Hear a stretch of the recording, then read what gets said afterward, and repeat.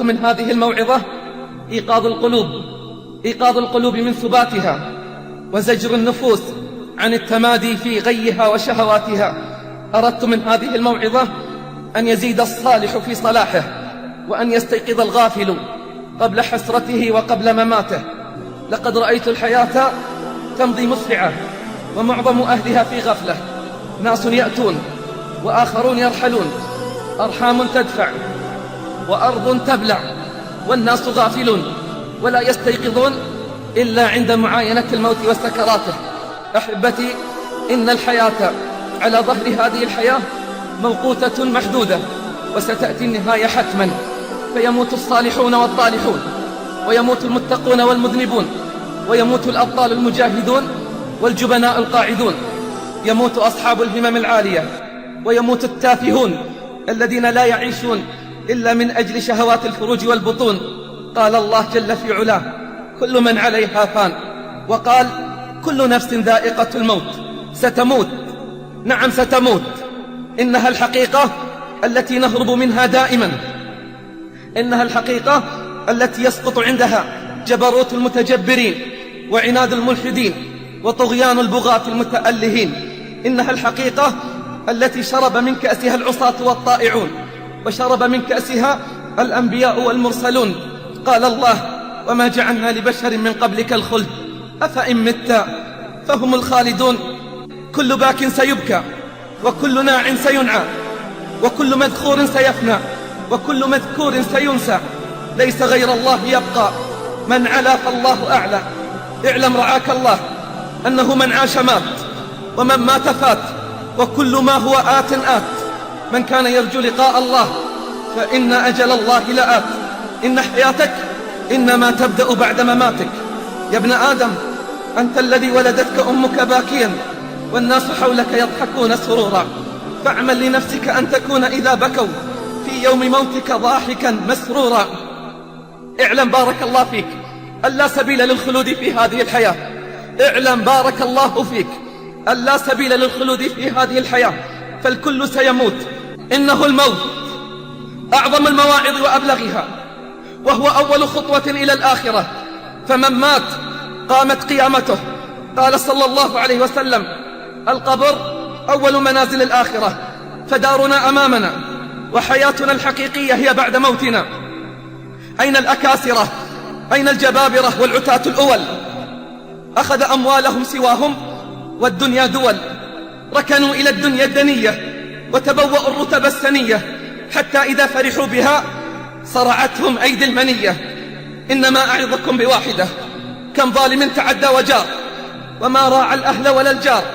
أين من عقد عقد الإصرار؟ حل به الموت فحل من حلية الإزرار.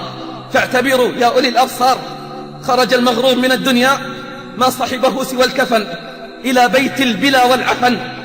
لو رأيته قد حلت به المحن، وتغير ذلك الوجه الحسن.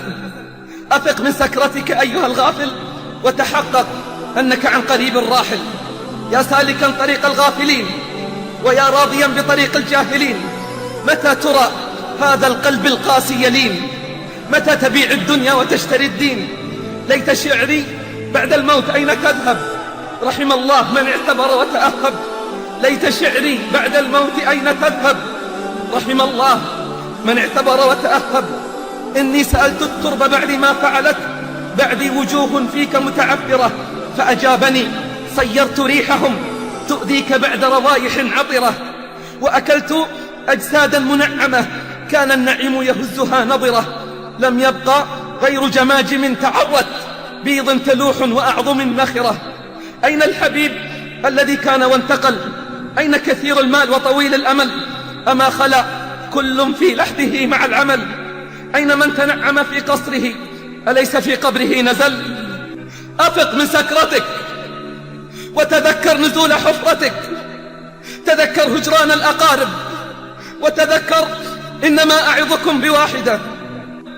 رأى أحدهم قريبا له ميتا في المنام، فقال له: كيف أنت؟ قال: ندمنا على أمر عظيم، نعلم ولا نعمل، وأنتم تعلمون ولا تعملون، وأنتم تعلمون ولا تعلمون. والله لتسبيحة أو تسبيحتان أو ركعة أو ركعتان في صحيفة أحدنا أحب إلينا من الدنيا وما فيها. أين أثر المواعظ؟ أين أثر المواعظ والآيات في قلوبنا؟ أين أثر كلام الرحمن في حياتنا؟ إذا جاء الموت لم يغن عن المرء ما كان فيه من اللذة والنعيم. يا ابن 20 كم مات من أقرانك وتخلفت. يا ابن 30 أدركت الشباب فما تأسفت.